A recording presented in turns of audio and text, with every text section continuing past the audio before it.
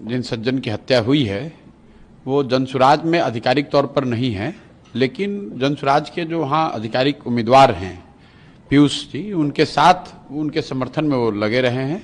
और ये दिखाता है कि कहीं न कहीं बिहार में जिस जंगल राज की बात होती थी, जो बाहर लोग सुनते थे कि चुनाव के दौरान बड़े पैमाने पर हिंसा होती है, वो कहीं न कहीं उसी को दर्शाता है।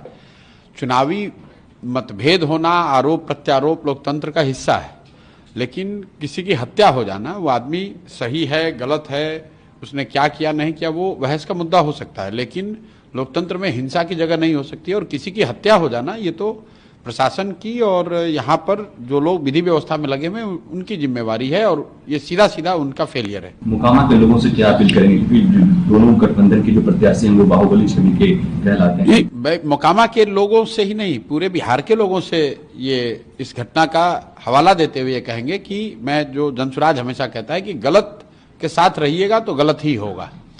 बाहुबली किसी जाति का हो, किसी समाज का हो, आपके गांव का हो, आपके विचारधारा का हो, जो गलत है वो गलत है। और मोकामा में ये दिख रहा है कि अगर दो बाहुबली लड़ रहे हैं, उसमें जनसुराज का एक पढ़ा लिखा यंग लड़का चुनाव लड़ रहा है, तो कितनी घबराहट है। मैंने एक पहले भी बयान में कहा था कि जो बाहुबली हैं वो बाहुबलियों से लड़ने में नहीं डरते हैं, वो अच्छे लोगों से लड़ने में डरते हैं।